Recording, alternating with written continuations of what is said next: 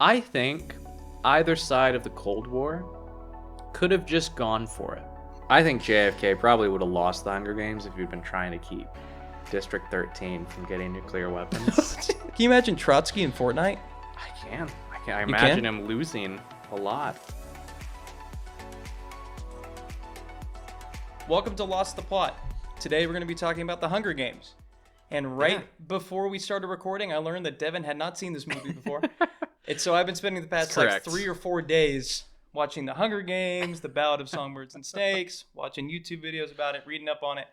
And you hadn't even seen it. No, I hadn't seen him and I hadn't read him. So I watched the very first Hunger Games film for the first time this week. That is wild. Growing up, it was always framed as one of those like teenage, almost like the sorority fraternity type of fiction that was really popular. You know, like Harry Potter or Divergent, where it's like everybody has a house that they're sorted into. It's like that's how it was always framed to me. And as a kid, I was like, well, I'm not really interested in those. So They get stale. I've read the other ones. It's like, what's one more? So you because you liked Harry Potter, you weren't missing anything? See, well, that's Kind another of. one. I didn't care much for Harry Potter until like I was a bit older. Oh, And it was really? more interesting culturally. Well, because as a kid, I was like, oh, they're sorted into different houses. It just wasn't very interesting to me. I always preferred the characters to have a bit more freedom Yeah. in the way that they're set up and the actions that they're taking. I was never a huge fan of like the YA, like love triangle, sorted into houses, kind of often dystopian fiction. That being said, you know, now actually getting into Hunger Games, it's nice to see all the ways that it diverges from that. I think if I'd known how different it was from my preconceptions about it, I would have gotten into it a lot sooner. Did you see Divergent? I have not seen Okay. Divergent. I've read the first book and I didn't like it. Yeah, It wasn't good. I remember there to was me- a train. Yeah. I remember the houses. I remember it being really boring, Yeah. to be honest. And it kind of turned me off from the genre. It's like, well, this is, you know, I've tried a couple of these books. They're all very similar. Yeah, but that being said, I mean, this one was really good. The movie was, at least. Yeah. So I'll give a brief overview about what the movie's about. Everyone knows what Hunger Games is, but I'll give a brief overview. Most people know what the people do. Hunger Games is about. And so, did you know what it was about? I knew the premise. Okay, but you just knew that they get kids together and they fight in an arena. Yeah. Okay. Yeah. Okay. Well, at least you That's start the somewhere. gist. I mean, that's basically the movie. There's a capital and there's 13 districts, 12 now. 13 was destroyed. They Okay, pick a male and female tribute Okay. at random. Sometimes they can volunteer, but normally at random. And then they throw them in an arena and they kill each other until there's one left. And that's Yeah. it. And that's the rest of the movie. There's nothing else deeper than that. There's no reason for it. There's no...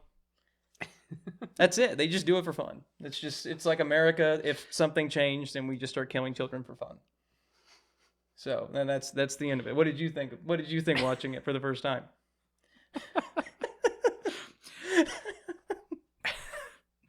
To be honest, I'd always thought about it like it was a big game of Fortnite. Like it's just Fortnite. It's Oh, they're all dropped in and it's a battle royale and they have to kill each other. wow. So in my head I was like, oh yeah, it's I didn't literally think, oh, that's the Fortnite movie.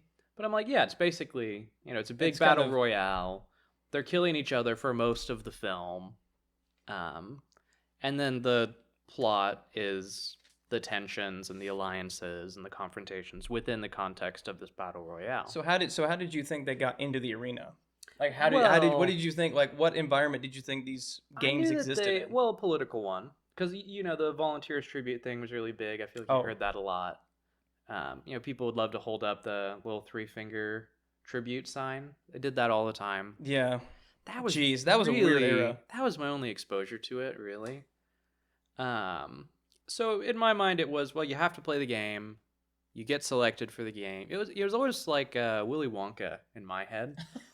That's It's crazy. like I never heard that. There's a selection process at the beginning that isn't that important. You know, it's fine. You can skip it if you want to. The real movie starts once you're in the arena. And then they kill you until one of you's left. Oh, they kill And you. then you win the chocolate factory. Oh, It's the same thing in my head. sure. Except for You don't win the factory.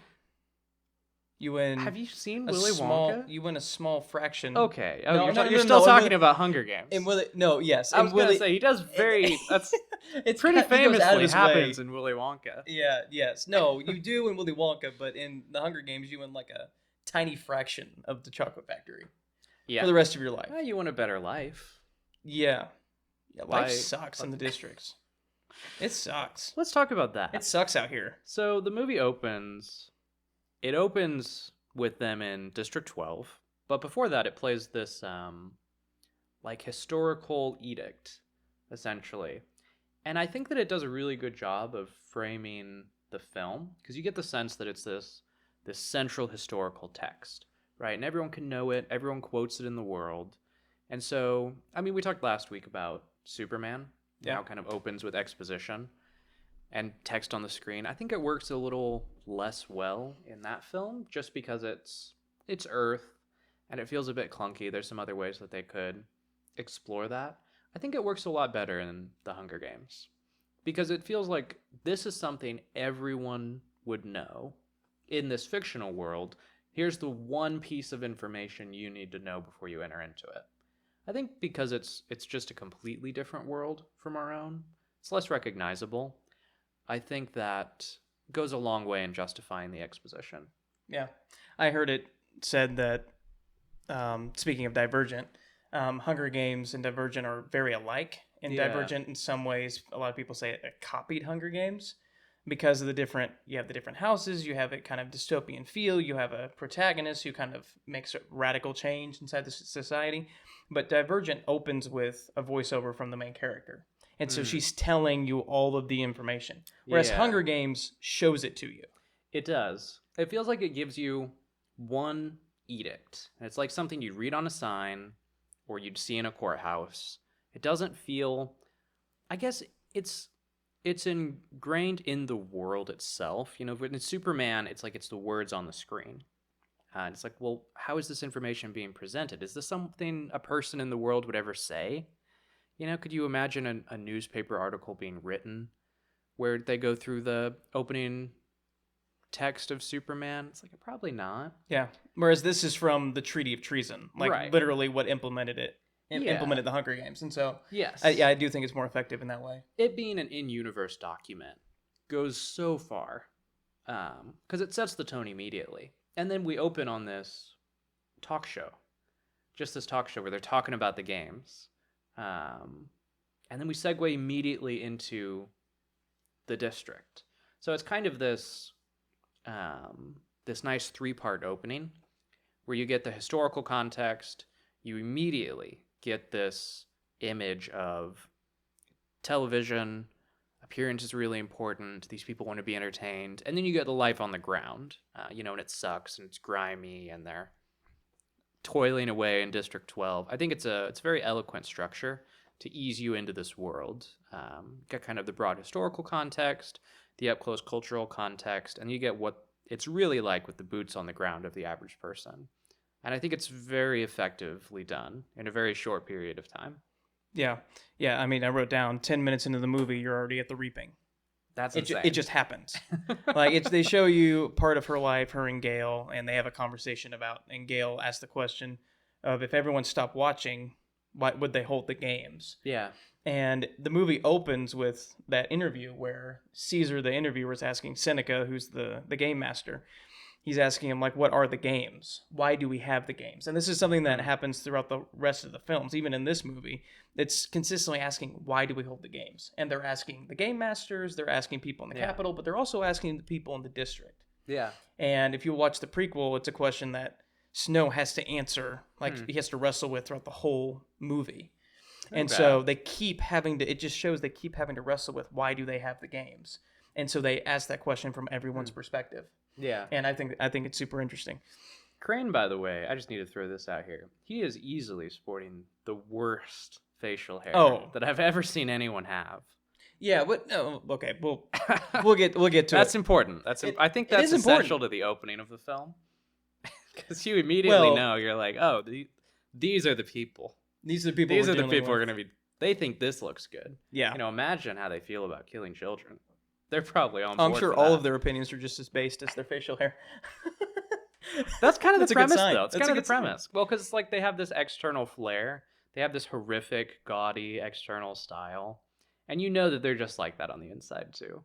Oh, absolutely. And that's one of the reasons why Suzanne Collins uses that Yeah. as a plot device in the books. But so we start off in the district, and it turns out, I mean, if you look into the lore, like Katniss comes from the poorest district, Yeah. poorest remaining district, and she's also from the poorest part of that district.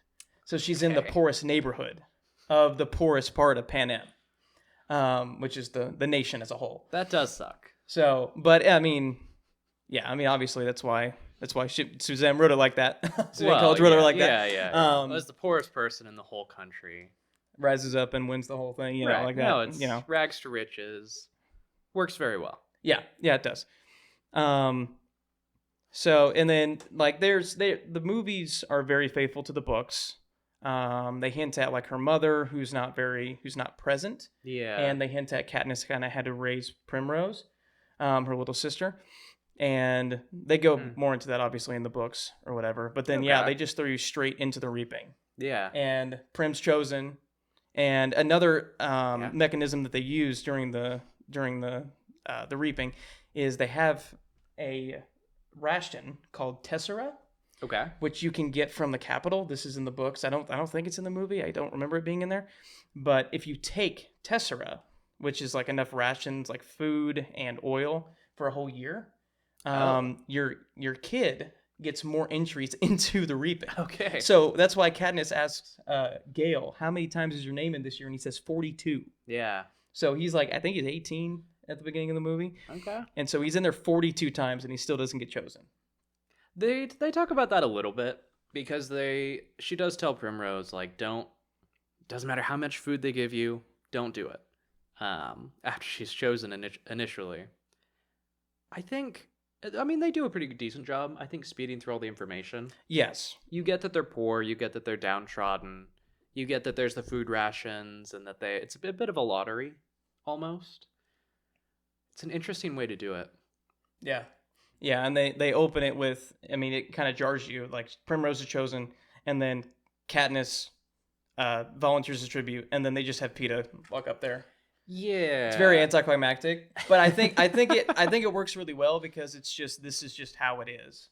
So there's two things in that reaping scene that I want to really emphasize, and the first is the propaganda video that they play. Yeah, it's really interesting because I've only seen the first one. I saw it very recently, so I'm. It's so fascinating to me. I'm so exposing my ignorance willingly here. And everyone can laugh at me for that if they want to. That's fine. But as someone who's not seen it before, just as an entry point, it's very effective. Because they don't actually show clips of the war.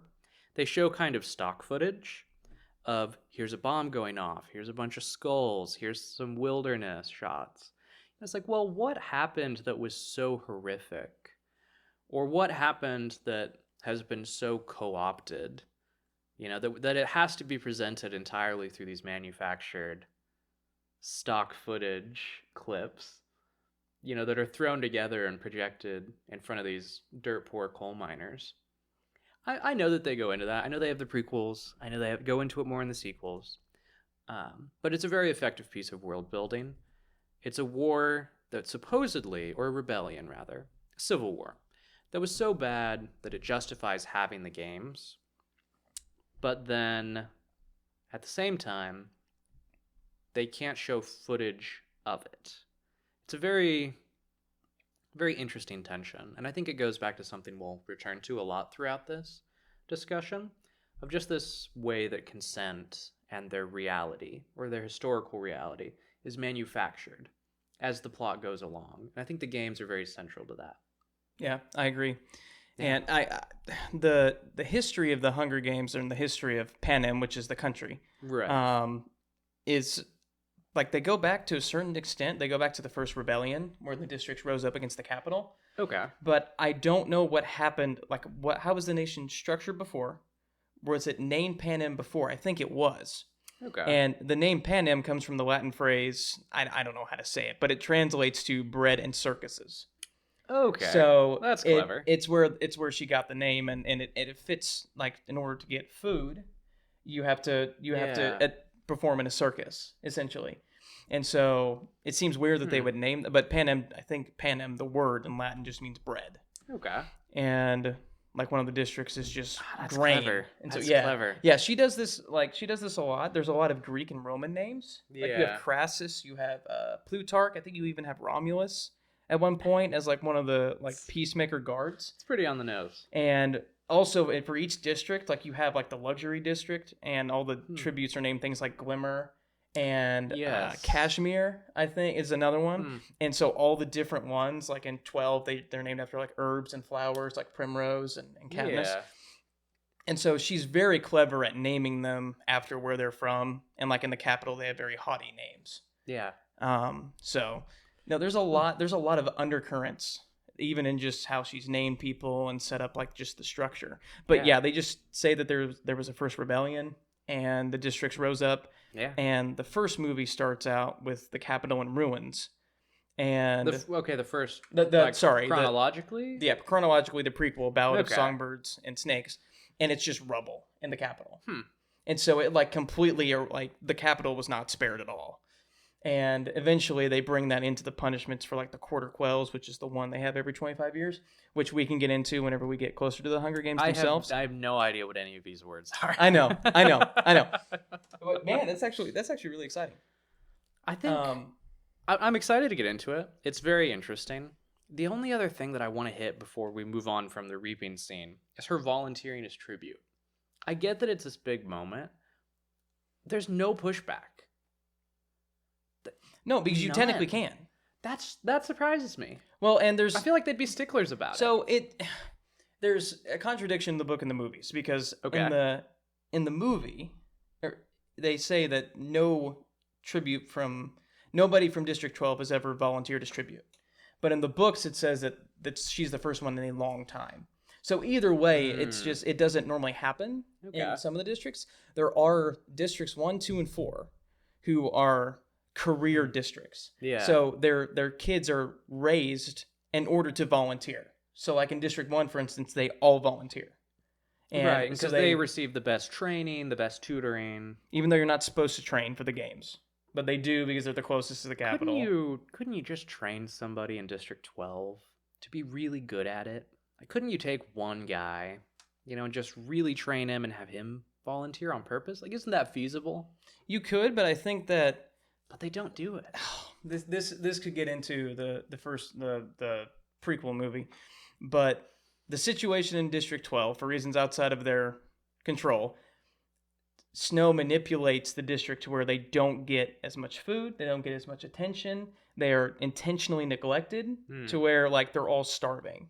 Okay. And so to make someone like, I mean, Gale's an exception because he's one of the main characters, but to make someone who's like strong, and they also, since they work in the coal mines, they don't use slave labor in District 12. They do in other districts, or child slave labor. They do in other districts, but they don't do it in District 12.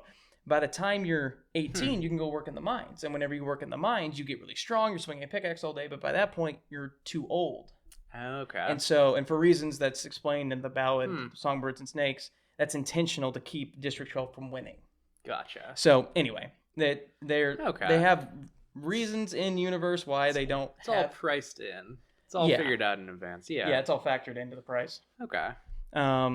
Well, I guess that's fair. I've only seen the first one. It's a question that I have going into the film. Yeah. And even stuff like Gale, he's in there 42 times. Yeah. That's a lot of food, a lot of rations. But he's trying to feed his family. Yeah. And so you get the sense that it's very difficult, that it comes at high cost. Is there... I get that I'm taking the fun out of this. No, go ahead. What's to stop everyone from volunteering 42 times? Like on purpose? Do they have a cap to the rations? Because if everybody volunteers, if everybody puts in for the rations, at what point do they cap that? Well, and... Because there's no difference if everybody's in there one time or 50. This is the whole point. Like, the whole point of the series is showing the tension between an oppressive government and the people coming together to overthrow said government. So you have the Hunger Games, which are an oppressive punishment and a Right. severe punishment for what they did 74 years before at the time of the first Hunger Games. And anything that you do that can be viewed as rebellion against the Capitol could get you and your entire family killed. Okay, so it's just the oppressive culture. It's just that that'd be a general bad idea. They'd retaliate. Well, and that's why Gale says, if That's everyone fair. stopped watching, would they put on the games? But no one will, because especially in District 12, they have old televisions that like sometimes like never even work that they watch it on, and then they have them in the public square where everyone gathers to watch the Hunger Games.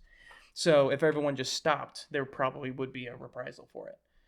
So, and they constantly play off this tension as you go through all the movies, and it just keeps getting more and more intense until it finally breaks. Okay. And so I think Gale, he sets up an interesting philosophy that I think the rest of the movie interrogates. This idea that if no one watched the Hunger Games, then they would stop. They wouldn't have any power. It's the watching that makes the Hunger Games effective to Gale. I don't think other characters would agree with that. I think especially characters like President Snow, he meditates on why they have the games. He talks to Crane about it. And from his point of view, it's knowing that the games exist. It's knowing that you can win. It's having this hope, just a little hope, and having a very precise avenue that you're supposed to take that hope down. I think it's very similar to sometimes, you might have a grievance at work or a grievance in politics, and they'll direct you to handle it the right way, to go down the proper avenues. the socially acceptable way. Right. And the socially acceptable way or the institutional way, those are the ways that don't work on purpose. Yeah, intentionally. Yeah, they're set up that way so that you expend your energy. You expend your effort, all of that, those pent-up feelings, the anger, the resentment, that all gets channeled into, an email to HR, or a protest that's scheduled 2 months in advance where you march around the city. And there's kind of just these things, I think, in our society that function as these release valves. It's like, well, they've set up the right way to do it. They've called it the right way. And it's the right way because they know it's not going to work. I think the Hunger Games function in Snow's conception of it close to something like that. Or at least that's my understanding of it at present. I know that they delve into it more in the prequel and ones like that, so I'm sure his philosophy is a lot more comprehensive. But here, just in the brief scenes that we get with him and Crane, he seems to have set up the Hunger Games as the right way to succeed, right? You want rations for your family. You have to increase your chances of going to the Hunger Games. You want a life in the Capitol. You have to win the Hunger Games. That's a process that allows mobility, social mobility, class mobility for one person a year. That's crazy. The chance of somebody winning that, it's so small, so slim. And even if somebody gets really lucky, it's like, well, they're not bringing anyone with them. We see Haymitch, he's all by himself. He's done that. He's won, he's at the top. He seems alone. He's all by himself all the time. So they have this fake hope, this fake upward mobility. They have this right way to advance in society that just bottlenecks, where it's just this one person who can succeed. And as we see with Haymitch, it doesn't seem to make them happy. Well, and in the book especially, they emphasize that he has seen, I think it's 46 tributes. Wow. And beside him, and there's only been one other person besides him who's won the Hunger Games from District 12. But he's mentored people since the 51st Hunger Games. The one after he did the 50th. So he's seen 46 kids go to their deaths. And so that's why at the beginning of the movie, near the beginning, his first interaction with him and PETA, he says, gosh, I can't remember. He says something along the lines of, know in your heart that there's nothing I can do to save you. Yeah. And that's less of him being like callous. It's that he tried to save the other ones and he couldn't. Yeah.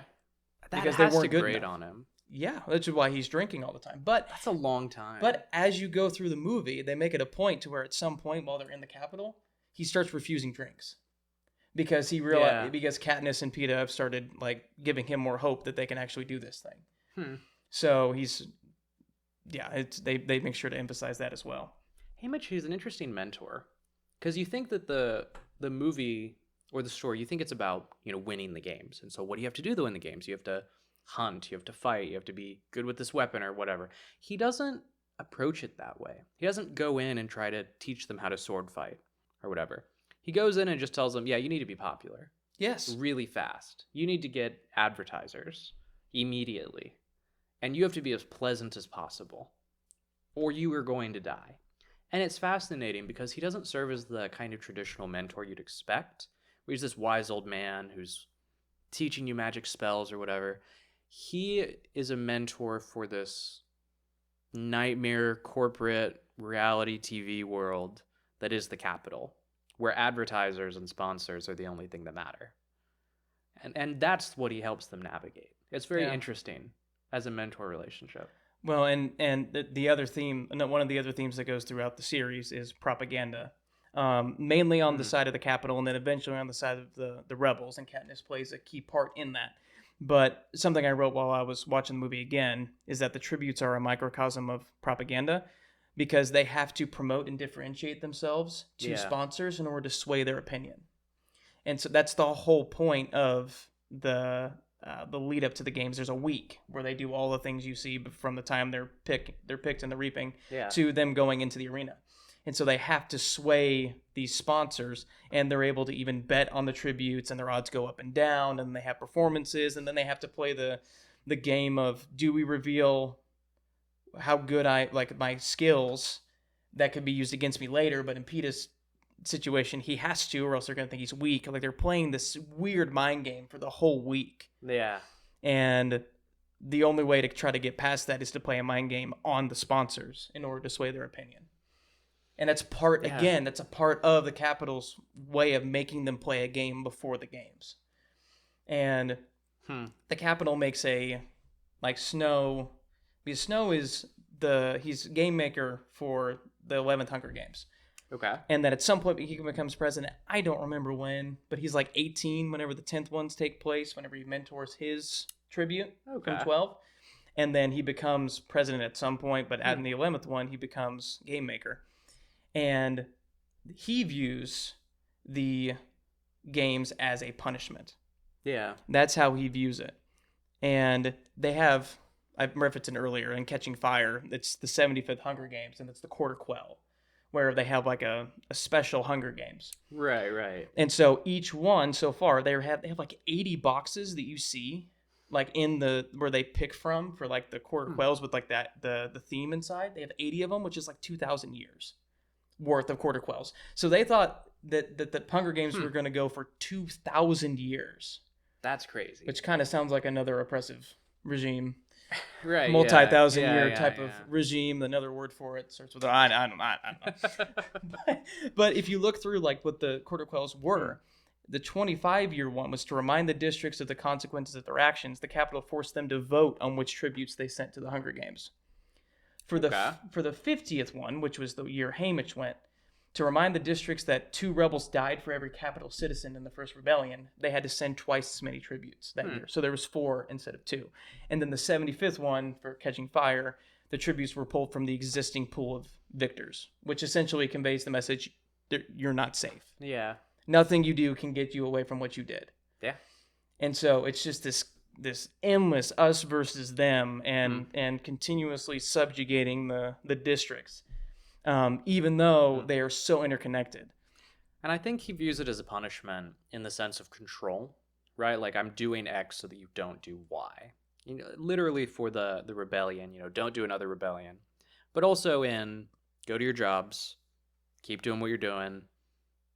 If you don't, you'll be punished. If you do, you have a very narrow, very strict, very punishing path forward. Maybe you can benefit yourself, maybe not. But it is very punitive towards most of the population in the sense of controlling them. Mm-hmm. And I think they strike a perfect balance of the Capitol and the districts being kind of interdependent, the capital, the districts are reliant on the capital because one, they bring some sort of structure of order. Yeah. But they also kind of weirdly give them a purpose, like, well, it is structure, but rules to live by. Where if I follow these rules and live my life, and my kids don't get picked for the Hunger Games, then I can kind of live my own life, and they'll leave me alone. Yeah. Whereas the capital quite literally needs them. I mean, they have 13 districts, and they all represent something, some little industry, and that's why it makes complete sense whenever the events of the following movies happen. That the capital is so dependent on the districts and they keep being so oppressive that it can't last forever. Yeah. So, but we're just talking about this first one. True. There are it's the only one three I've other seen. ones. It's the only one I've seen. We'll get there. So, you have anything else about? Well, one. So, something else I wanted to briefly touch on is that the reaping happens on July 4th. It's very patriotic. Very patriotic. And there's a map of Panem which shows that it is just like put onto North America. So it is a dystopian version of North America. It's a good way to do it. And I was trying to figure out when that takes place because they have like in the prequel movie they have straight up cars. Okay. Like just like normal like 1960s looking cars. It's interesting. So and like the weapons are more primitive in the 10th Hunger Games compared to the 74th. So like when did this happen? When did America fall? Was America a thing? Because you don't know anything besides the first rebellion. Well, and there's the sense of the Capitol has all these futuristic devices. Why do they have a whole district that just mines coal?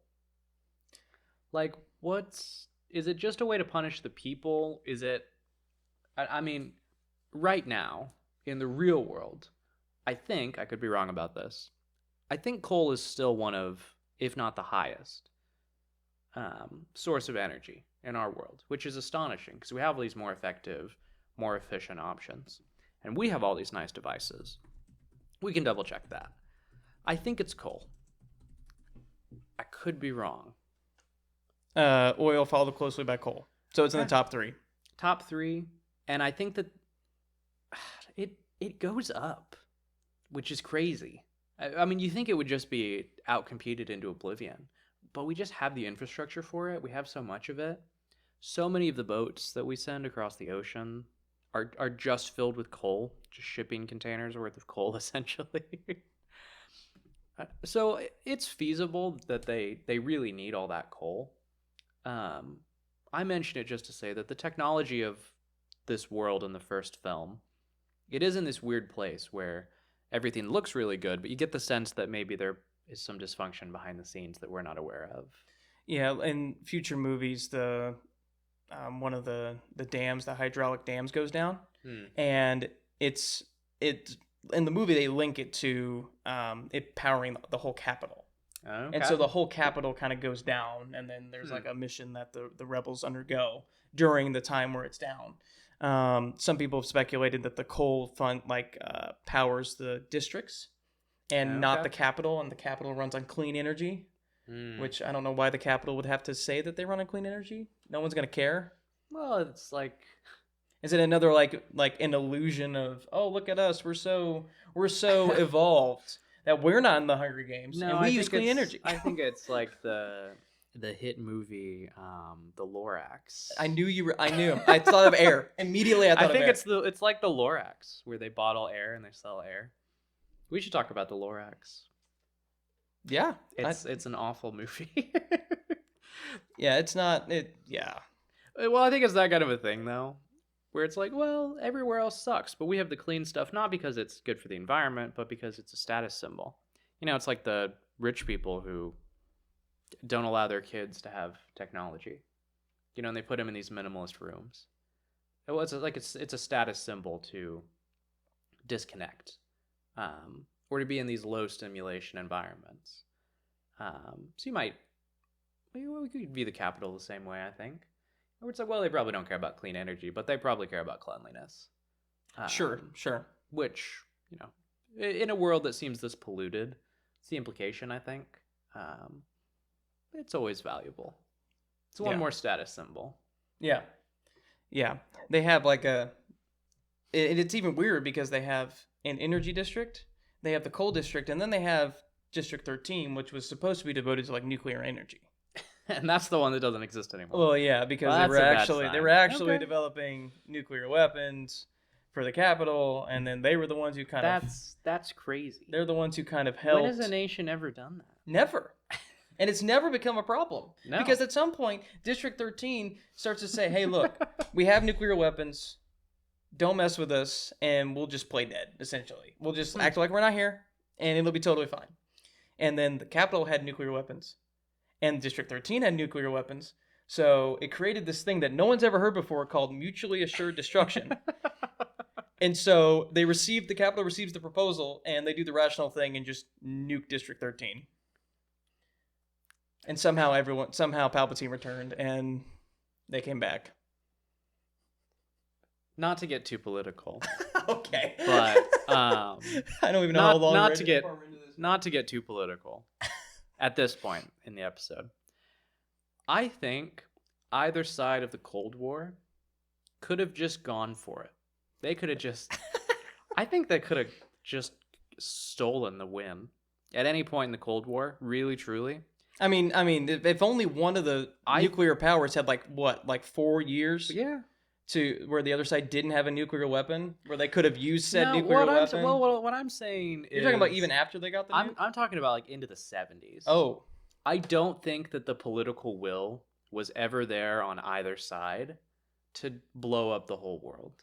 Maybe that's an ignorant take. Maybe I'm seriously underestimating the Warhawks and the arrogance and the narcissism of the people in those rooms. But what it would mean is one of them nukes the other country, and then the other country doesn't retaliate. I think. In what situation does that happen? Because once one country's done it to another, if it's one nuke, it's more complicated for sure. I think they retaliate with one nuke and they kind of de-escalate. I think if one side launches, 1,000 nuclear warheads, I think that there's a high probability that the other side takes the moral high ground. What are you talking about? I think there is. They won't have any ground left. They can't take any high ground. There's none left. There's thousands of nukes being dropped on Moscow. I think it happens. Jeez, I think it happens at crucial points of the Cold War. In what world? I think people. Okay, here's my argument. Yes, the people in those rooms on both sides are crazy narcissists. I think the scope of that is so big. I think they go into denial and then bargaining, and then I think they're done. Okay. I don't think that there's the political will to blow up billions of people once the other side has started it. I think once you know that it's coming for you, I think that there's this moment of reevaluation. And if you disagree with me, that's what happens in the Hunger Games, and so now it's a plot hole. I mean, maybe, but we don't know if they had any sort of warning system that the nukes were coming, and we don't know if their launch systems were any different. If they knew when they knew, there's a couple factors. If there had been like an EMP dropped on District 13 before the nukes were dropped, so that they couldn't tell if the nukes were coming. I don't know. Okay. I'd have to do some more digging on like the spark that I guess ended the war. I think we see stuff like that in stories all the time, where it's supposedly this mutually assured destruction, and then in practice, it's one-sided. I think not the whole Cold War. I think there's a handful of moments where one side doesn't retaliate. Well, I mean, you have the example of the Russian officer or whoever who the other two guys, they saw the nukes coming on the screen, and he refused to turn his key. And I think what we get, it sounds crazy, it sounds dumb, I know it sounds ignorant. I think we get a lot of that. I think we get a dozen different situations where there's a failure at one of the human levels, where you got like one or two guys who they're just in this state of denial, or they take the moral high ground. It happened on both sides often enough. I think, I know it's not politically sound nuclear doctrine. I think there are several different moments where one side in the Cold War conceivably got blown into oblivion by the other with no retaliation. Yeah. I know How it sounds crazy, but so we see that happen with the false alarms. you've studied the Cold War more than I have. Did they have a centralized command and control reaction system for nuclear weapons in the Soviet Union? Because it sounded like that guy was just able to It did kind of sound launch like he nukes. was just able to. Like those 2 or 3 guys, I can't remember how many, but they were just able to react in that moment. Whereas in the United States, they would have called in either Kennedy or Carter, or Reagan, whoever it was in the 60s and 70s, and the Cuban Missile Crisis. It was all being done in the White House. So if you have like 15 of these bases where these guys just have to make a decision, or an order, I guess an order comes through, I guess you could have one order coming through to all the bases. I don't know. Yeah. But I don't know if they had a centralized system or not, or if it was just kind of sporadic. I'm not entirely sure off the top of my head. I'm not sure how they centralized that command. I do know that they had multiple instances where they thought we were nuking them, and they did not immediately retaliate, which is why we didn't have an accidental nuke fired during the Cold War on either side. Even in moments like the Cuban Missile Crisis, we didn't get too many of them. Like even in stuff like that where it was really, really high probabilities that somebody was going to make a mistake, like it didn't happen. There's just so much resistance to it. I think the scenario portrayed in the Hunger Games, in the prequel you said it was, with 13, I think that scenario is more realistic than we often think, where it's one-sided. Yeah, and it's not in Maybe it's not in the movie, and I don't know if it's in the book. I can't remember where it's explicitly said. Could have been in the Mockingjay movies, part 1 and 2, whatever. Yeah. But yeah, it is canon that they just responded first, and for some reason, District 13 couldn't respond. So that brings up an interesting point.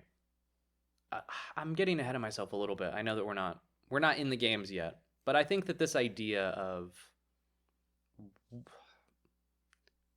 resisting these impossible situations, where circumstances are really pushing you towards one thing and you choose a different thing, I think that's a very prominent theme, at least in this first Hunger Games movie. I'm trying to think of where we even were before we started talking about we were talking about I guess the lead up to the games. We talked about like what time period is this? Was it America? Was it not America? But we were talking about the way they present themselves. Oh yeah. Because yes. That's very interesting to me because they're segmented. They have these different sectors which are organized economically, right? They each specialize in a different thing. But then when Katniss and Peeta show up, they're decked out in these black uniforms. They have fire. They're in chariots. It is coal. It's coal. It's coal. It's coal. I mean, it's the black. It's on fire. But they say that the rest of the years they dress up as coal miners. Right. And so, which is what they are. Right. So it's still them.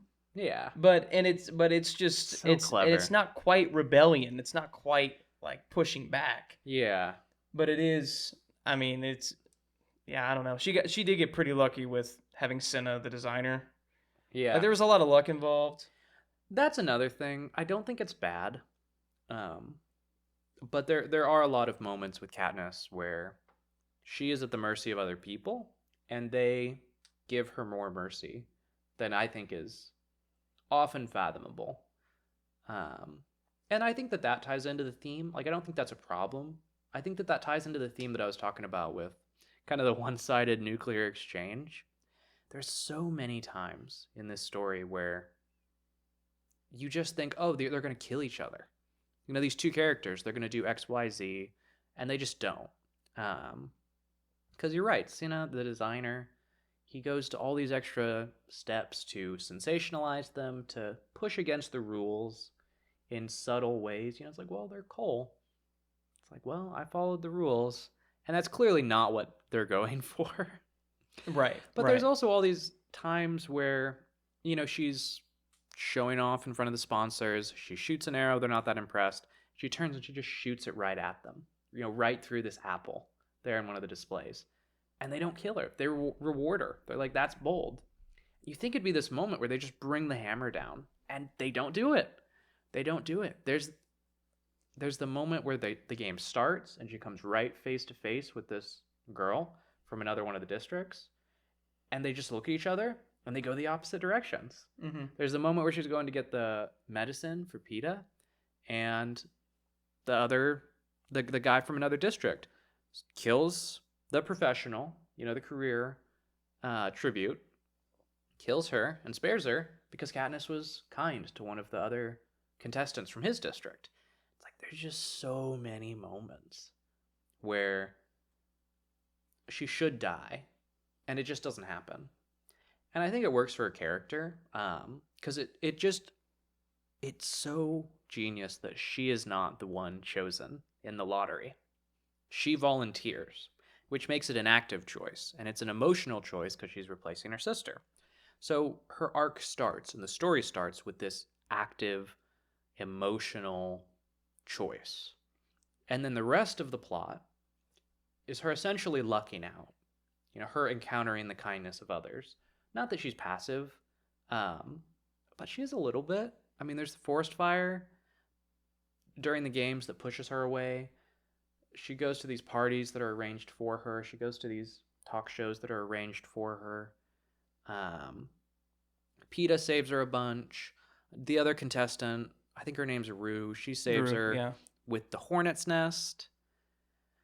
PETA saves her after that. Then she's saved by the other district one.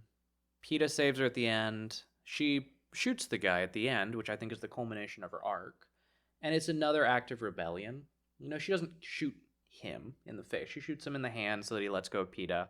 And then she shoots him when he's getting mauled by these dogs. And it's a mercy killing. So there's just all these moments where she encounters fortune or mercy from other people. And the only reason she wins is due to the kindness of all of these accumulated people that are just choosing these tiny actions of defiance. It makes it so much richer than the usual chosen one narrative that I think these stories sometimes fall into.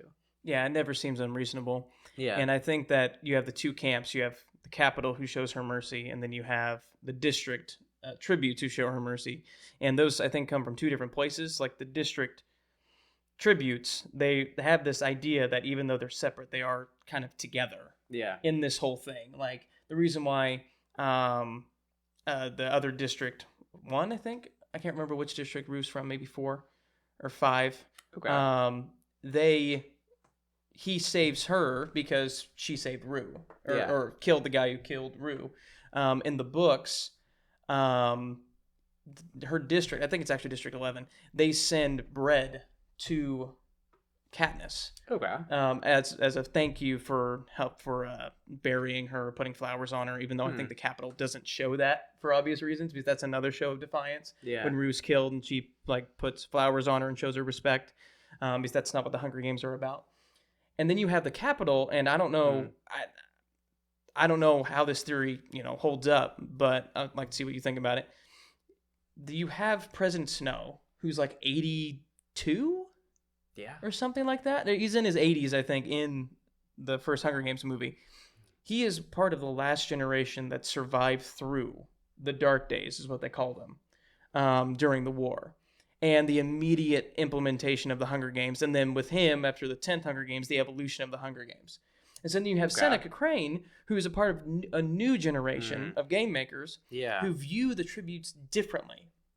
Like they're laughing, like him and the others and the sponsors are laughing while she's doing the audition. They're not paying any attention to her. Yeah. And so this is the only form of excitement. They look forward to this every year. And so whenever she does something that's out of the ordinary and out of the box, they see it as like incredible and a rush of adrenaline.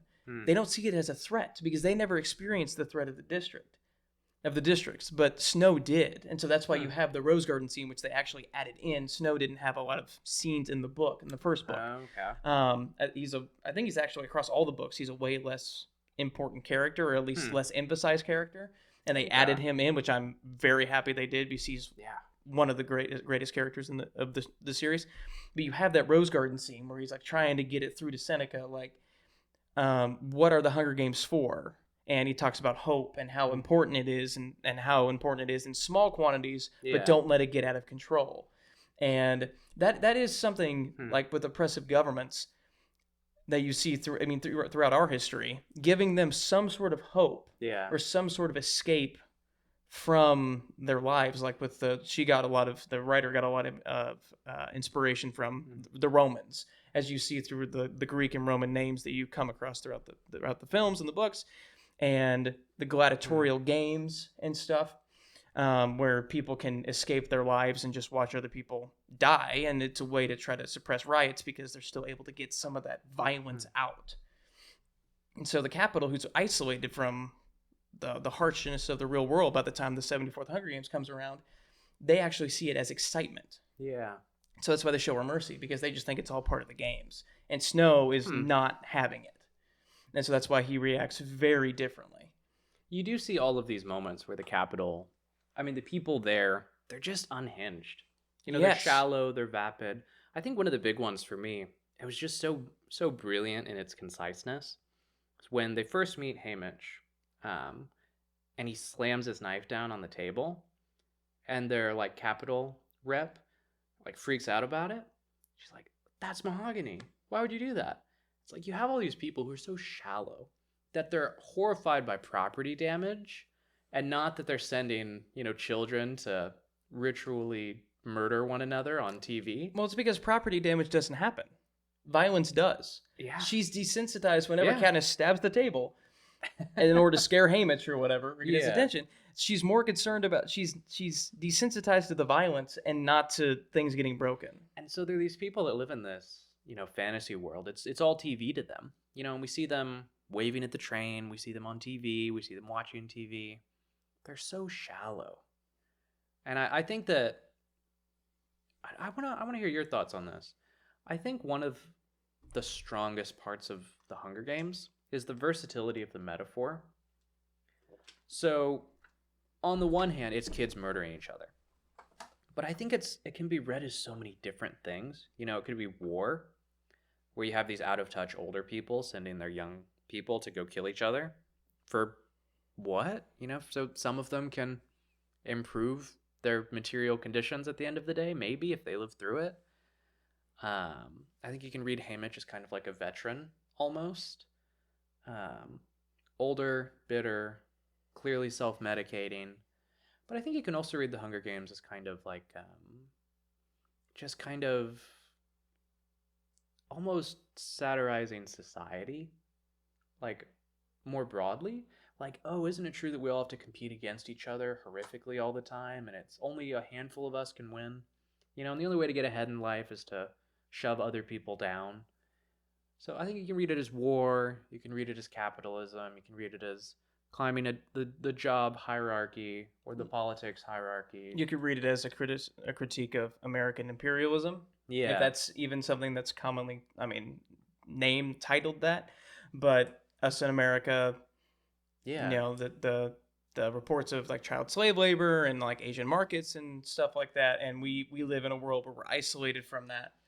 Whereas out there, the people that we buy our goods from are suffering.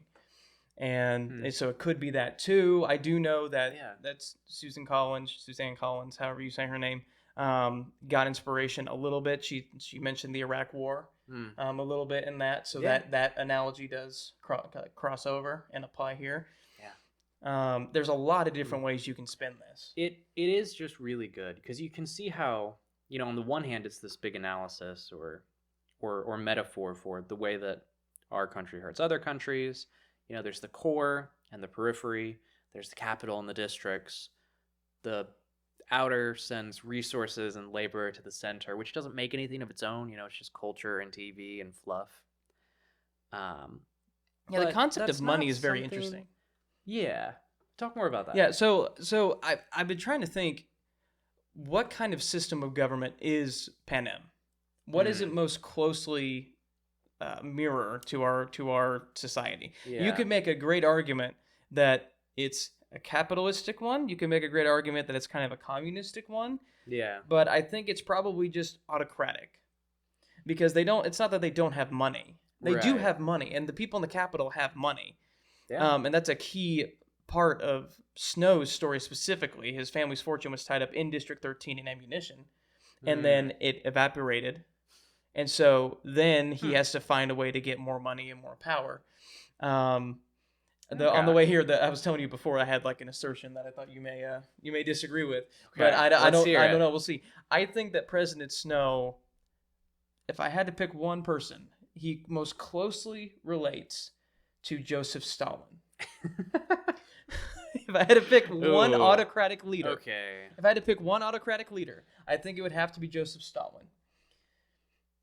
In that he is all one, everyone is terrified of him, regardless of if you're in the districts or if you're within the power structure. Yeah. Two, you haven't seen the Ballad of Songbirds and Snakes, but he has an arc.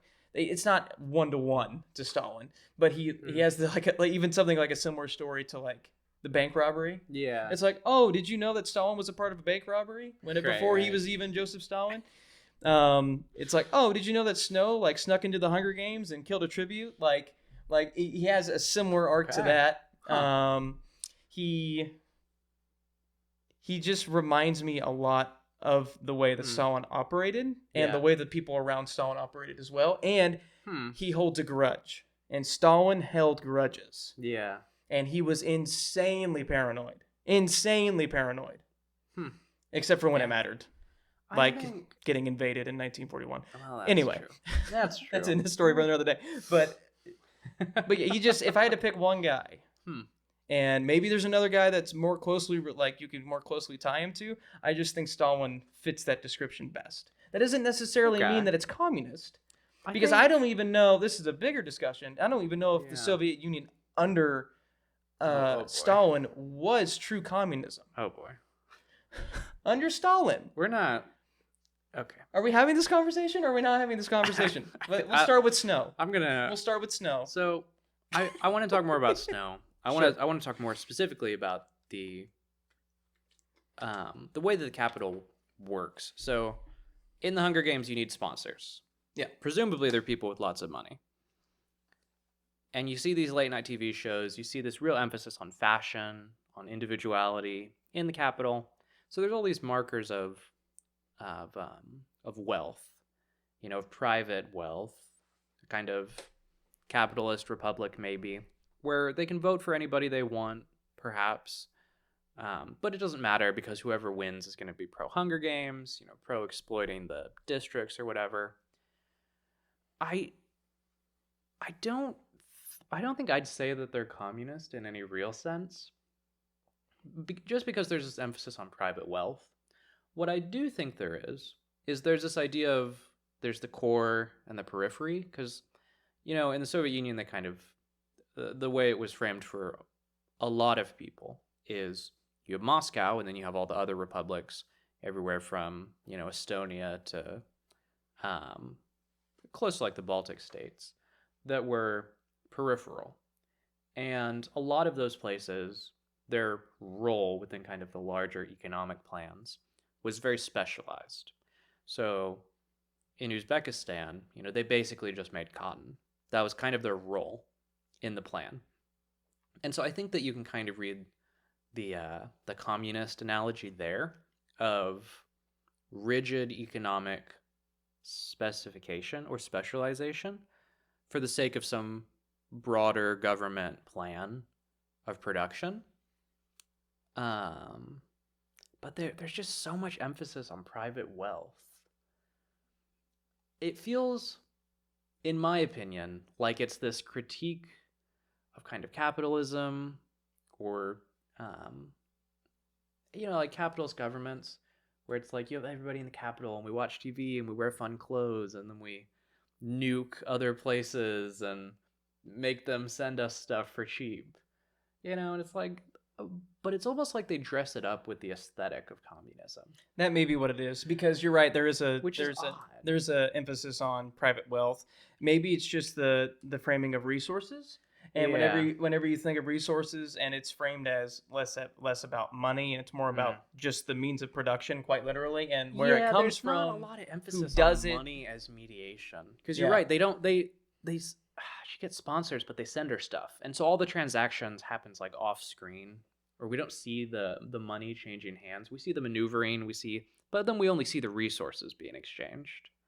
There's no mediation, so they're cashless in that sense. Yeah. I don't know. They specialize. We get the sense that the capital has a rigid economic plan because each district has their own economic specialization. I think oftentimes people like to critique capitalism by making it sound like the Soviet Union, which is a weird choice. Doesn't work very well. Yeah. I think the Hunger Games, it has a unique aesthetic, and not to dunk on coal mining specifically. I don't think that is the most relevant occupation for our own time. It's not the backbone of our energy industry. We use it a lot. We import a lot.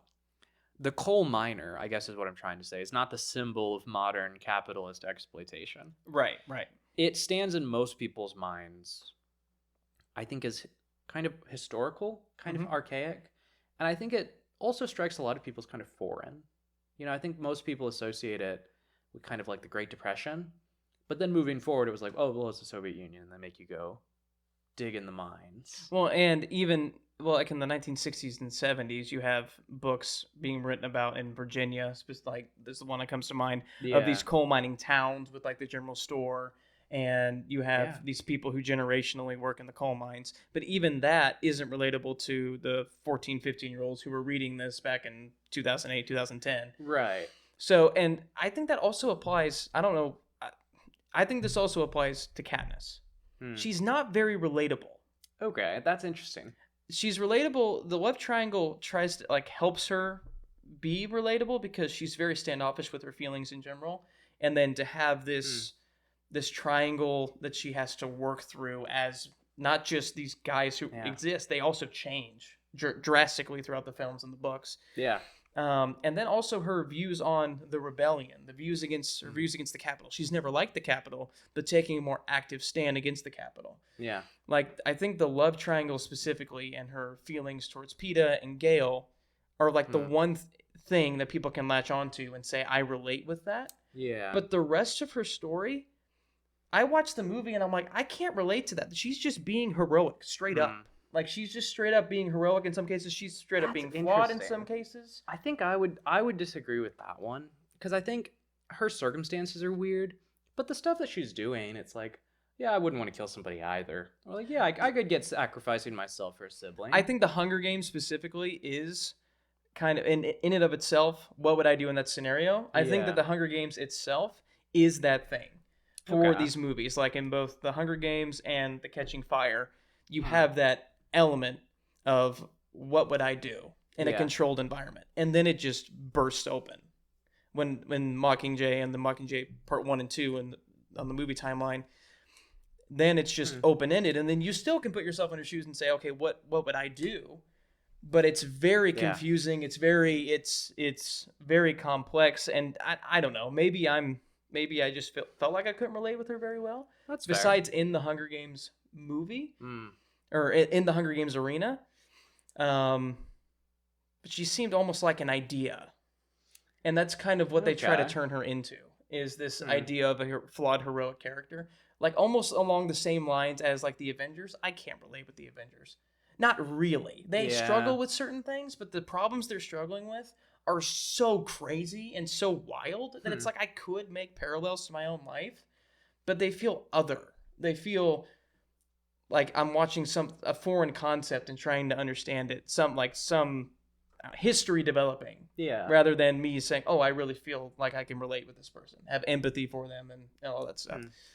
So I don't know. I don't think it was done poorly at all. I like it. I like the story, and I like Katniss as a character. Whenever I watch it, maybe it's because I like it for different reasons than other people like it. I love it for the political side of it. I love it for the way it portrays propaganda, the way it portrays revolutions and rebellions. So maybe my emphasis just isn't on Katniss as much, but that's just kind of what I took away from it. Yeah. I think I like Katniss as a character. I think she does a good job of, she's passive, but I think she's a good vehicle through which to kind of to take her through all these different scenarios.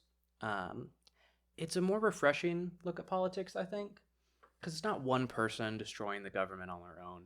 It's a bunch of different people in this chain, all doing small acts of defiance.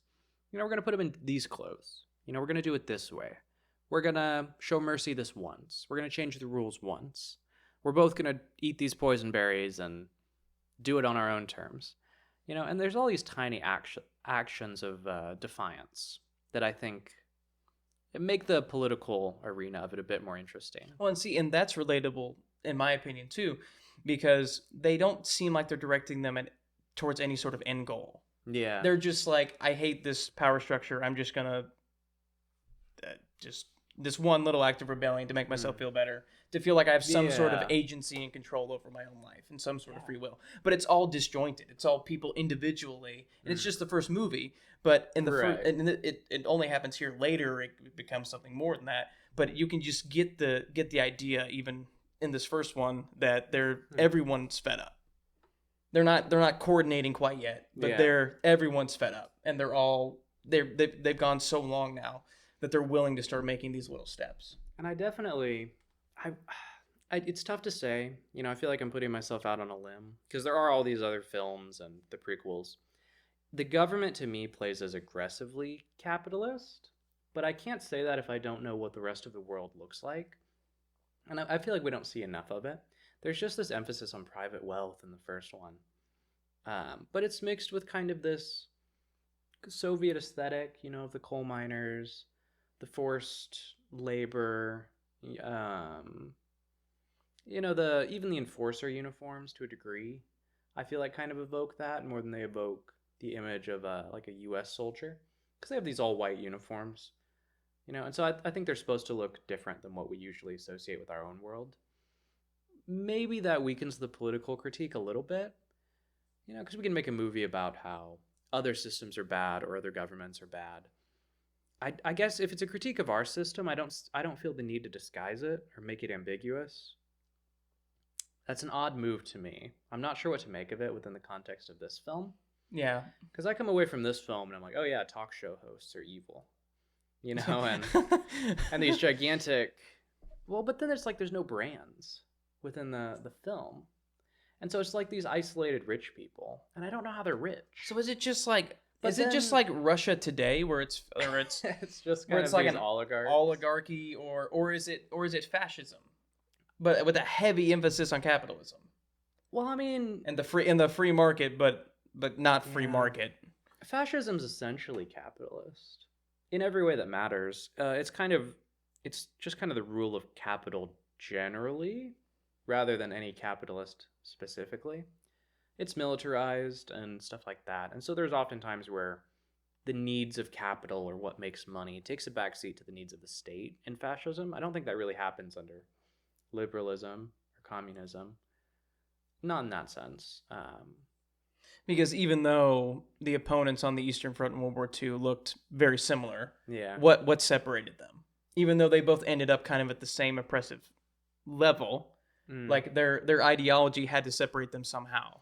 Because they did look very different whenever you actually looked at the construction of their countries and of the government infrastructure. Yeah. So if the Soviet Union is communist, but they still end up being autocratic and oppressive, and then the 3.0 Germans, I don't know what else to call them without getting demonetized, you have them over here who are fascist, and they still have private. I'm pretty sure they had private companies still that eventually got federalized. They got giant ones. They got giant ones, but they had some nationalized ones. They nationalized them for the sake of defense. But so did we. War. So did the United States. Interesting. Okay. See, no, that's not the same. I think. So I guess we should pick a movie on the Nazis, and we should really delve into that. Yeah. Fascism. It's aggressively capitalistic. It's a way of resolving class struggle from the top down in a way where you don't have to give power to the workers.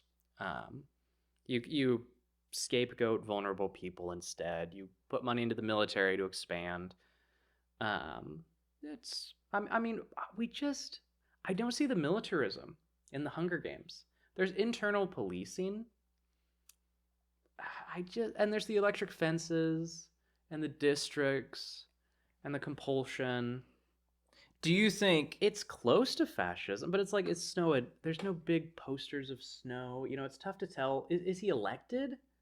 Does he have term limits? Is I he know? up for re-election every couple years, or is he Yeah, like this? Like there's this ambiguity. I think we don't see companies, we don't see brands. We get the sense that there are rich people via the sponsors. We see Haymitch kind of maneuvering with the sponsors. We see rooms filled with 12 to 20 rich guys. I And we're think. told they're the sponsors. Yeah, And, they're just like a NASCAR sponsor. They get some kind of benefit from it. But it's like, it's not really clear what they get from sponsor. It sounds like gambling. well, because you're right. Because Because it sounds there's like a no little poly market gamble. which they have. Like I have a gambling market. Gambling's illegal in Pan Am, but they allow it for the Hunger Games, and they have the betting markets, and they actually have they lay out like a corruption type of system to where you can gamble on a tribute and then you can sponsor said tribute. Okay. So they're separate. Interesting. So then you can sponsor your tribute to win immense amounts of money by giving them everything that they could need and just betting way more money that they win. I'd be interested to know how expensive it is to do some of these sponsorships. Yeah. Because in the film, we only see she gets burn medication, and then I think she gets some food as well. Yeah, right? some sort of like medicine broth for PETA. Yeah. How much did that cost? And what's a big amount of money in this world? It's tough to analyze the exact politics. I think the Hunger Games, it reads as a good critique of capitalism. It's a system where only one person can win, and the winner takes all, and everyone else gets grinded into the dirt. Well, that's how President Snow bad. took power. Yeah, well, That's how because he bad. eliminates. He goes through and it's eliminates not a good rivals. system. Yeah, he's not elected. Okay. He just seizes power. I think labels for this film. I just think we spend so much of this film in a football arena, and it works really well. I don't think we have a good image of the society in this film. Personally, if you isolate it down to this movie, which we're doing, right?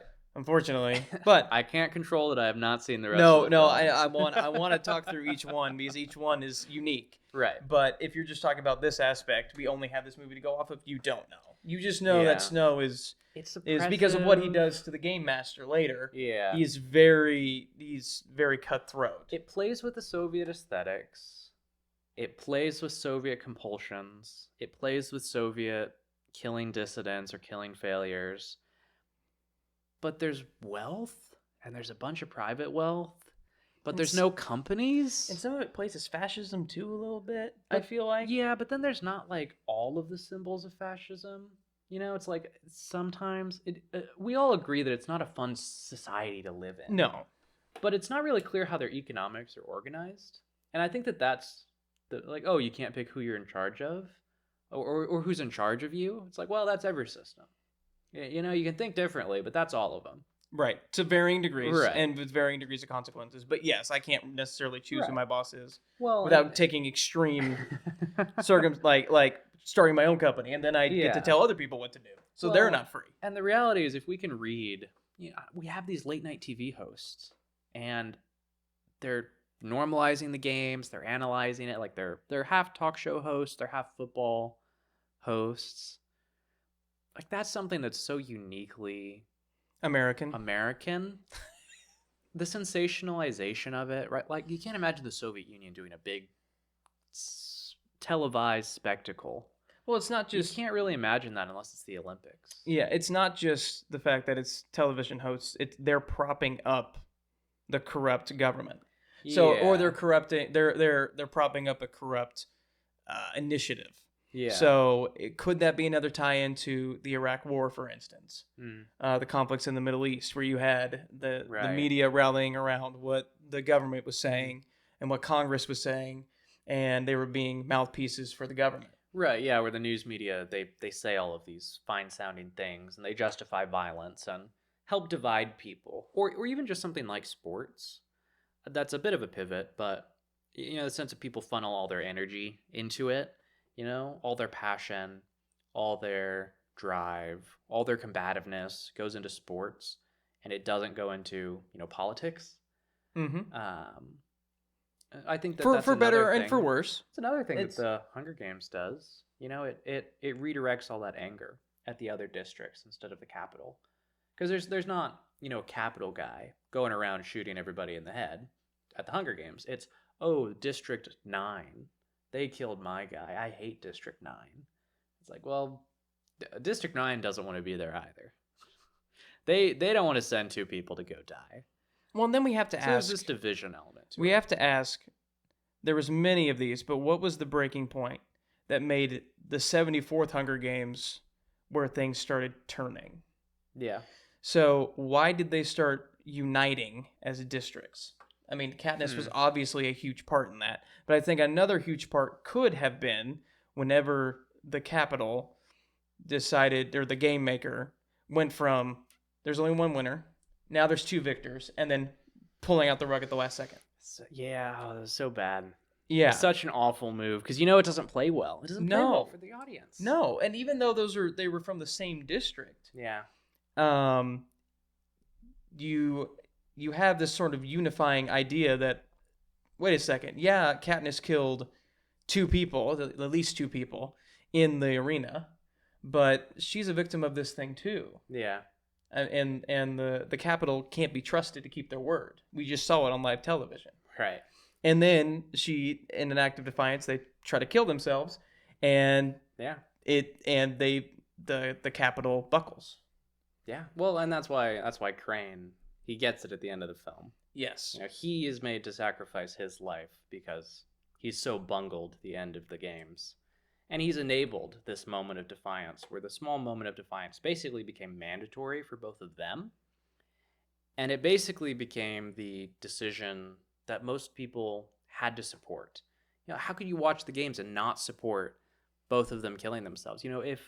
If we see Rue dying and that causes a riot in her district, what does the two winners eating these poison berries, what does that do on a national political scale?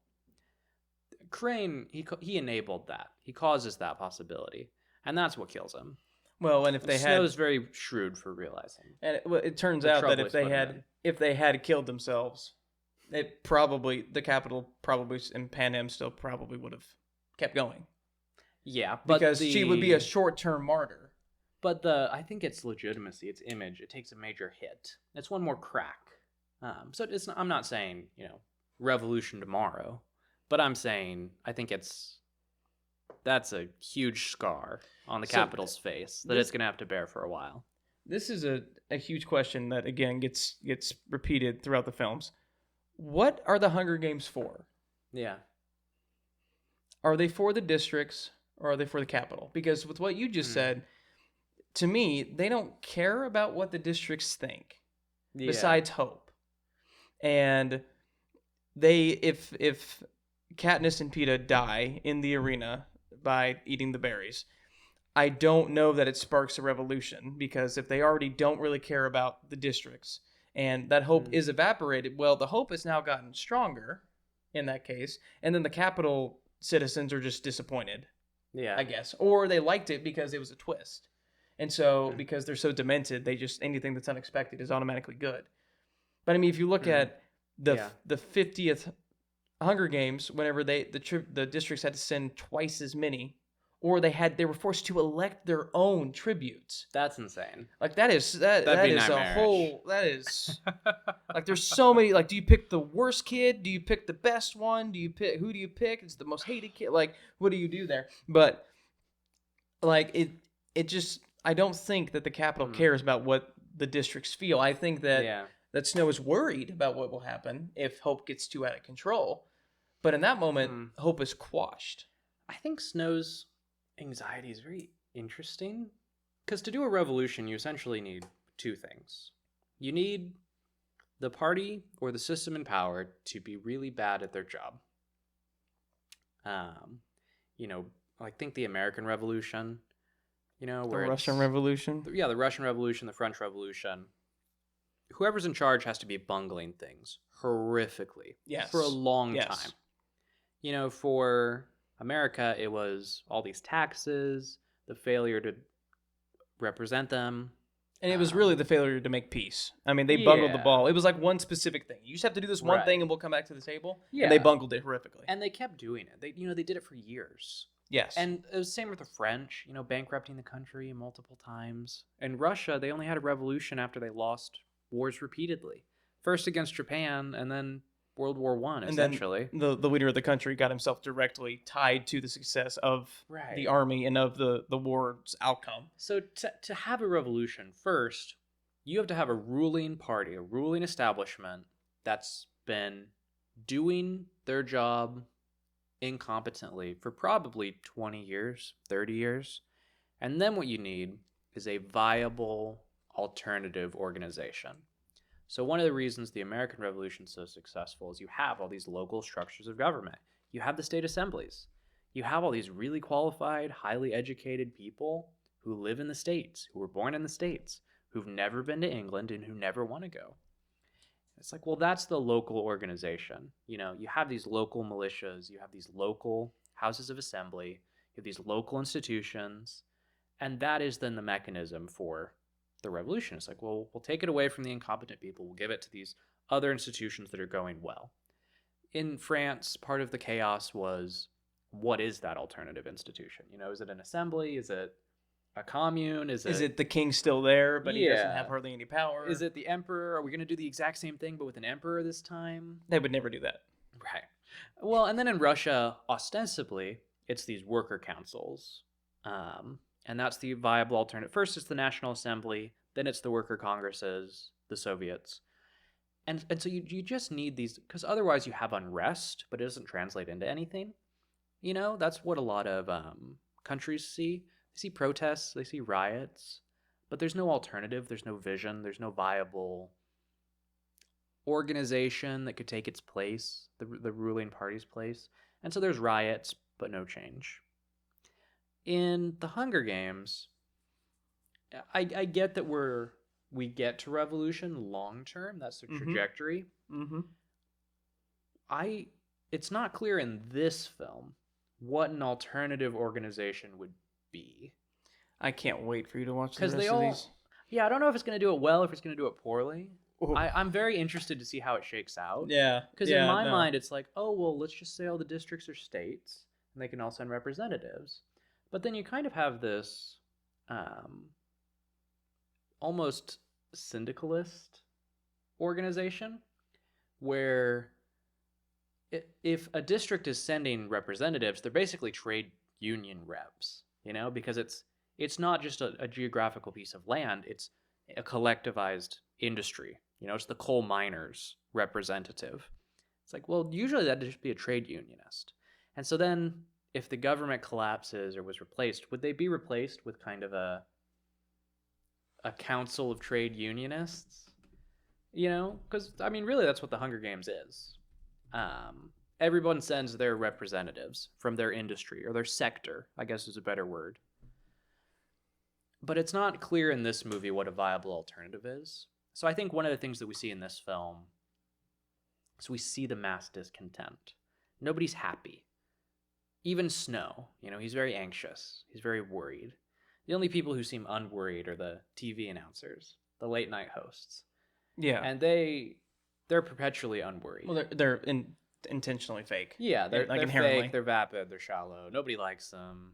It's like, well, it's the way it goes. Well, and I think a huge part of it is there's class immobility. Yeah. There's one example in the ballad in Songbirds and Snakes where one of the District 2 used to be the Masonry District, and then during the war they changed to military weapons development because they didn't have District 13.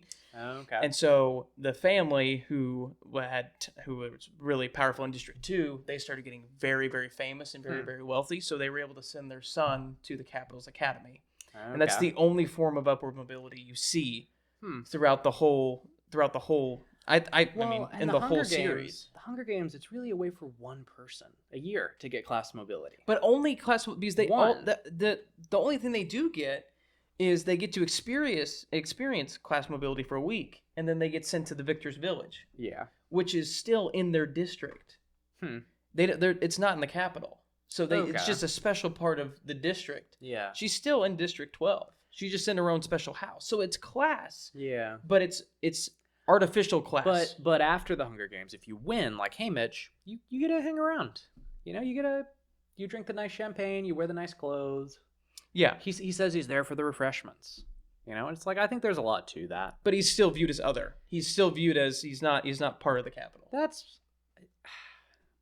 It sucks, but also you're not in the coal mine. Yes, yes, you do improve your quality of life. Goes a long way.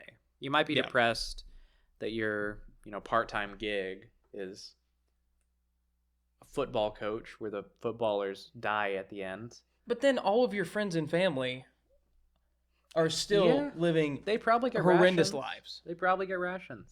Yeah, probably. I mean, you can probably try to help your friends and family, well, but they still have to work in the coal mines. That going back to what Snow said about hope, there's this idea of even the best case scenario isn't that good. Yes, and we see that with Haymitch. Yeah, that's what he keeps coming back to. And I think the lore on that is Snow killed his mother, girlfriend, and brother. Okay, because. I can't remember specifically. I know. Well, I feel like I've seen the prequel now. Yeah. Well, it's not in the prequel. It's not in the prequel. Okay. It's in the. I think it's in the books. Implied. Yeah. Okay. So yeah. I mean, even the life of a winning tribute is not. Yeah. Because if you're too desirable, like if you're like too good looking or you're too good at a specific thing, you can either just be given to somebody as a prize, or you can be sold to the highest bidder in the Capitol, even if you win.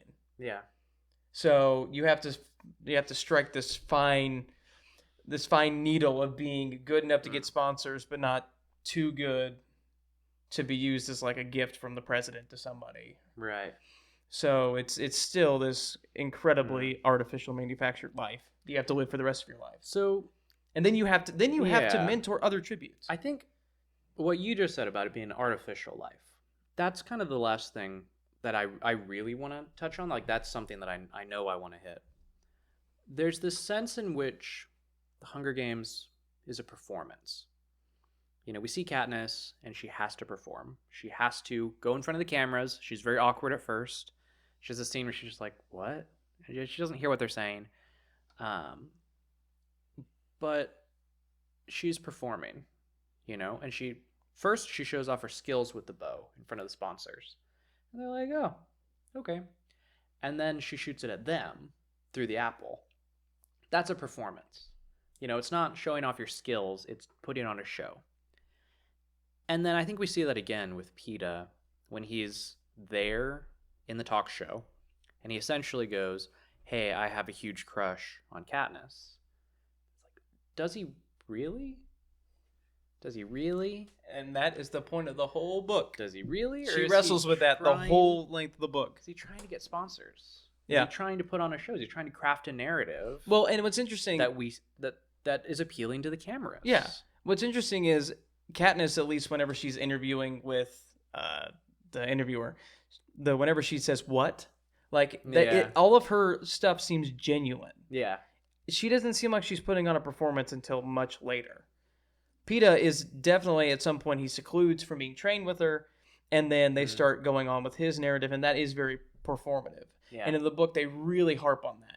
Are these feelings genuine? Are they not genuine? Yeah. And she's wrestling with that the whole time because it's blurring the lines. And it goes all the way through. You see Gale watching the two of them hang out on TV. Dude, that's the most beta thing I've ever seen in my entire life. I'm not a Gale hater. I mean, that sucks. It sucks to be Gale. It sucks to be Gale. There's I work in a coal mine, and then there's my girlfriend is dating another guy on the only thing on TV. And then the most simp move in the world to have Prim on his shoulders when she gets back. Holding Peeta's hand. Yeah, what was that about? He thought about it. He was I'm going to be there and I'm going to have her with me and she's going to remember how wonderful it is to live in Colville. It's like, no. It's like, oh, I got your sister. What are you going to do? Yeah, what are you going to do? I could drop her right now. I'm 6 feet tall. I can drop her from here. She could die. Well, and I think Gale, his actor really went the extra mile with the method acting. Of what method? The method of being this shown up second place.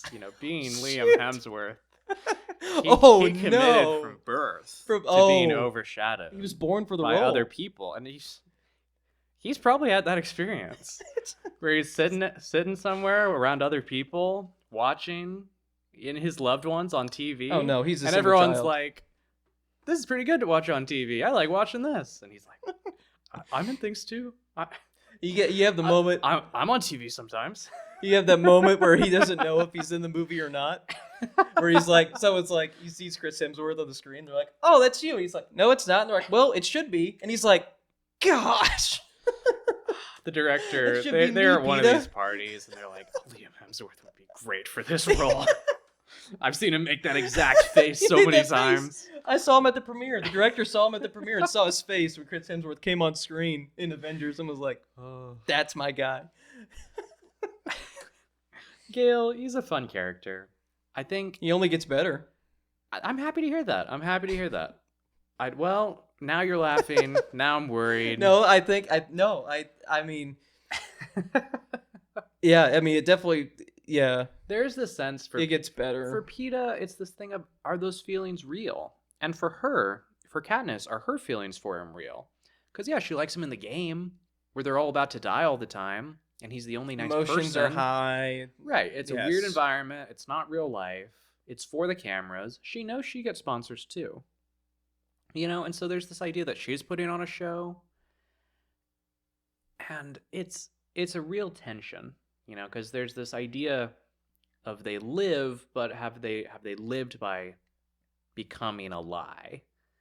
Are the people that went into the games the people that came out? Or has the person who comes out of the games, Katniss, PETA at the end, are they a new product? Are they a citizen of the Capitol? Where now they're a vapid liar who is never real or honest. Are they a made-for-TV product? Yeah, there's a scene with PETA sitting by the window at night, and he tells Katniss he wants to die still being him. Yeah. He doesn't want to die having changed, and he's starting to blur the lines of who am I. Yeah. And because who you are, he's struggling with the idea of who he is largely defined by how other people view him. How his family's going to view him back home, all of his friends are going to view him back home, how the whole nation's going to view him. If he dies in the middle of a lie, then no one's going to, quite literally, no one's going to remember him for who he actually was because he changed himself so drastically. He works with the career tributes for so long, deceptively. Yeah. Mm-hmm. That's a lie. Well, now he's not lying, but, is he lying to himself? Is he lying for the cameras? Does he believe it? But he wouldn't have believed it if he was in another situation. It's really clever, because you get a sense that maybe they died in the games too. Yeah. It's very well done. I think it really preserves some ambiguity with the characters. I'm sure they build on that in future installments, but it's such a great place to leave them. Well, even the last tribute that they fight, he was one of the ones that had been training from basically birth to do this. And he's questioning it at the very end before Katniss shoots him. Yeah. Is this what I was born for? To just die in the arena? Yeah. And he's having to come to terms with that. It's very well done. I don't know if I want to go there. The whole Capitol is obsessed with these children in a weird way. Okay. They hyperfixate on Katniss and PETA's relationship. And it's all the oh that's so sweet. Oh, okay. You're so beautiful. I'm here for this. Yeah. And the more we talk about how demented this culture is, in the Capitol, you only see a handful of kids, and you would think if there were a lot of parents around, it would be very difficult to watch the Hunger Games. Yeah. You have the weird obsession with their love. They're both 16 years old. It's very weird, very I don't know how I feel about this. But then you have the deeper level of these people have children. Later on, I could be misremembering. I want to make sure I get this right. But President Snow, I believe, has a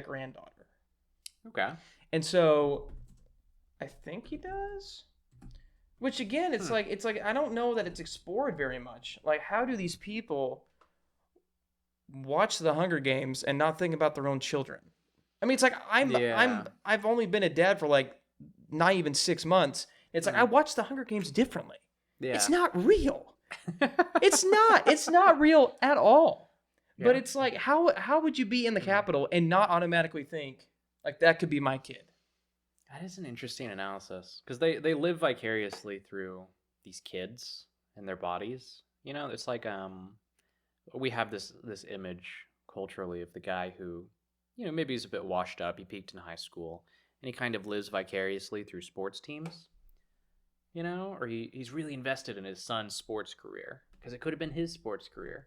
So there's this sense of vicarious living that I think, you know, the parents force their kids into being who they wish they were, rather than becoming something better themselves as a parent, as an individual. And so you think that applies to the love triangle as well? I mean, or not the love triangle, but Katniss and Peeta's relationship. I think so a little bit. You know, I think there's a lot of people in the Capitol whose lives are probably very shallow and probably set. Yeah, I think that to have something real or something they view as real, you know, maybe it's still manufactured for the cameras, but it plays as more real than their own life. And I think that, I mean, you keep bringing up Iraq, you know, the Iraq War. John Baudrillard has a really good essay called, I'm going to forget the exact name of it now. I think it's something like the Iraq War did not happen or something like that, something along those lines. And it's all about essentially how so much of the war was for TVs. So much of it was emphasized in the public image, the justifications, what was happening, what it was really like. And it, for a lot of people, it played more as a public event, you know, like a PR thing, almost like an ad, as something in the papers, not as a real event. And Baudrillard, he's very interested in this sense of hyper reality, the sense that there's an emptiness to our own life. You know, it feels like we're going through the motions. It feels like we're lacking meaning. You know, we're doing things just to mark the motions. And there's something fake that feels more real to us than our reality. I think that the Hunger Games, the lives of these children, is for so many people in the Capitol that, you know, it's hyper reality. I think they've lost touch with reality because they're not making anything in the Capitol. So they're isolated from the process of production. They're not making anything. So they're isolated. We don't see them using cash. We don't see them building important relationships. We see them watching TV. We see them dress in weird fashion. We see them doing all of these shallow things, surface level.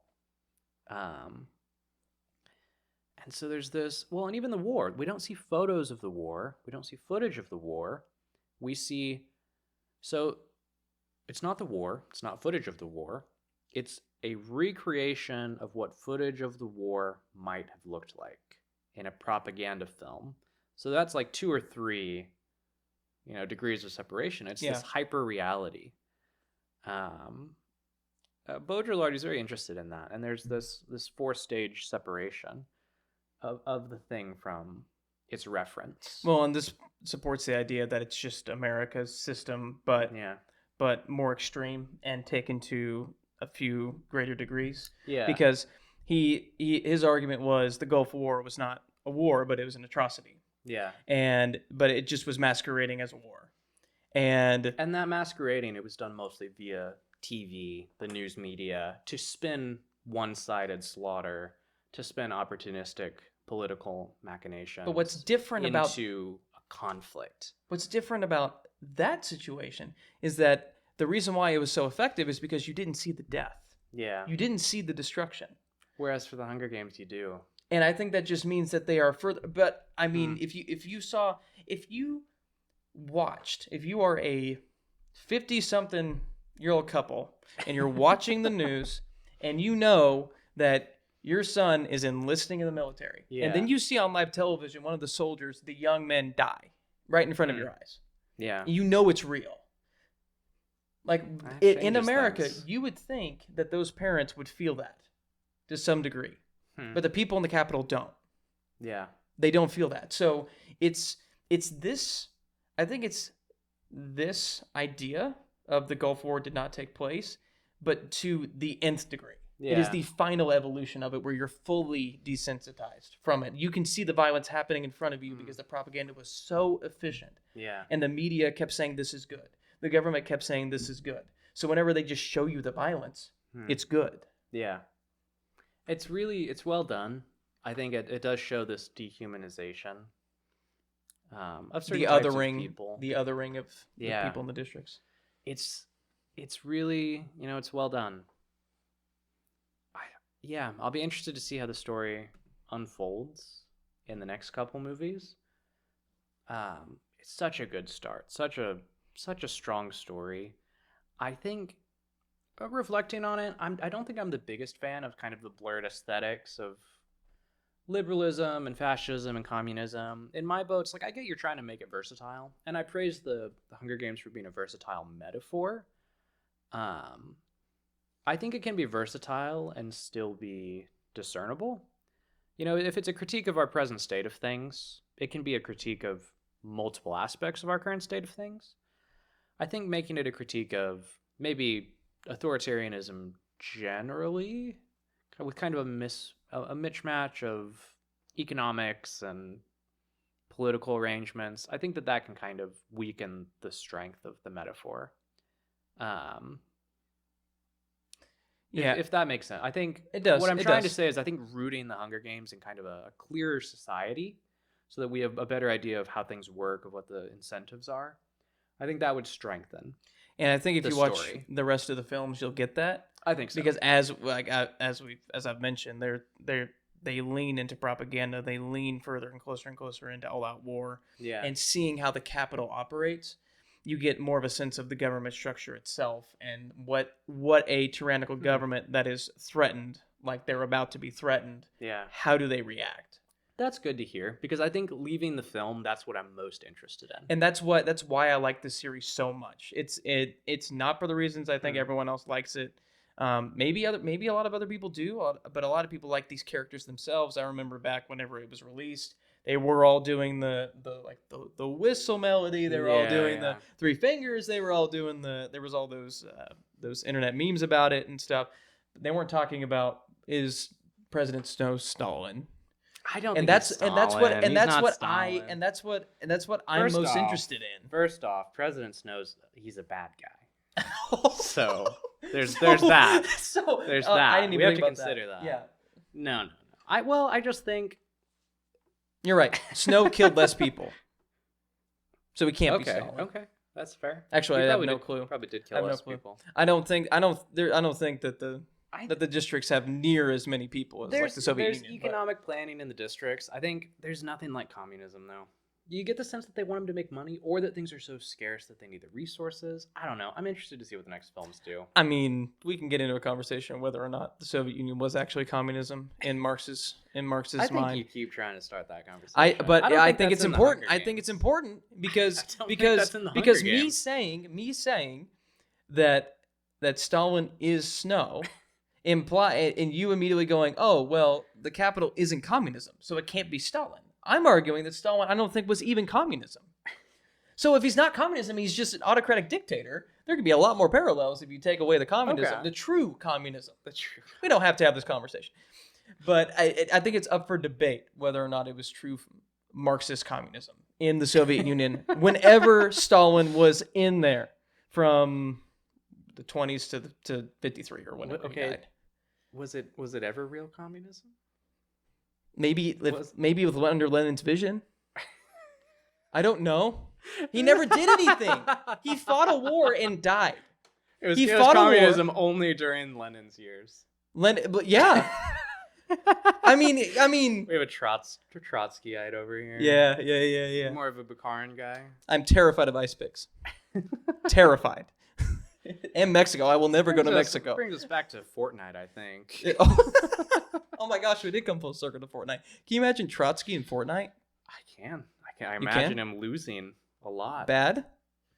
Yeah. Man, if only they had the characters like ranked, how well they did in Fortnite was how well they would actually do in a fight like that. Trotsky would be at the very bottom. What are they adding Stalin to Fortnite? I think you go down a think we slippery need slope that. whenever you start adding state leaders to a game where you shoot each other. I think we can get away with it. I mean, yeah, I it's think it's the logical next step We because can it's a start previous down leader. the slippery slope. He's a historical figure. Yep. Well, and then it's a short skip from Stalin to JFK. It's a short 10-year skip. Yeah, you get there. You get there. You fast. do get there, and that's where I think they won't do it. And so I think what it really comes down to is, would JFK have won the Hunger Games? Well, I mean, maybe by the end of the decade, but it wasn't going to happen in a year. You know what I mean? He'd need a couple times. I have no idea what you're talking about. It's the space race. He was going to get to go to the moon by the end of the decade. It wasn't going to happen in a year, but by the end of the decade, it was going to. Gotcha. Yeah. It was a poor analogy. I didn't want to make an assassination joke, so I chose to go with the space race. Space race. And it was way more subtle. That's a good question to hash out in the comments. Would JFK had won the Hunger Games? I think he could have won the Hunger Games. I'm not going to not believe in our president. I think JFK probably would have lost the Hunger Games if he'd been trying to keep District 13 from getting nuclear weapons. It's too close. Yeah, well, it's 90 miles away from the capital. Yeah, they would have nuked. They would have nuked the capital in that case. I think that's what would have happened. They weren't going to take the missiles out of District 2 though. But they had to get them out of District 13. Right. Yeah, that's unacceptable. This was a good episode. It was. Glad we talked about the Hunger Games. It went differently because again, I didn't know you hadn't seen this. So I've literally only awesome. seen this movie and I watched it yesterday. Nice. So if I have said something horribly ignorant or if I have exposed myself to Hunger Game critiques, if I've said something foolish, keep in mind I have not seen any of these films other than the first one. So if all of my issues are answered in like the first 10 minutes of the second one, I'm sorry. I apologize. They will not be. It will take you at least another 6 hours. Okay. So hey, I'm in it for the ride. I'm excited to get into the next ones. All in all, I think it's a very strong film. The characters are good. The story is very good. The plot's very good. It's a very versatile metaphor. I'm excited to see where these characters and these story arcs go moving forward. Yeah, I agree wholeheartedly, and I can't wait to do the other ones. I don't know when that'll happen. Yeah, but I'm very excited to go through the other ones and see what you think at the end. Yeah. So, and if you've watched this video to the end, please like and subscribe and share, and leave suggestions for other videos that you'd like us to, or other movies you'd like us to talk about. And we can do books, we can do TV shows, we can do video games. Yes. We want to branch out and do as many types of media as possible. Yeah. Thank you for watching.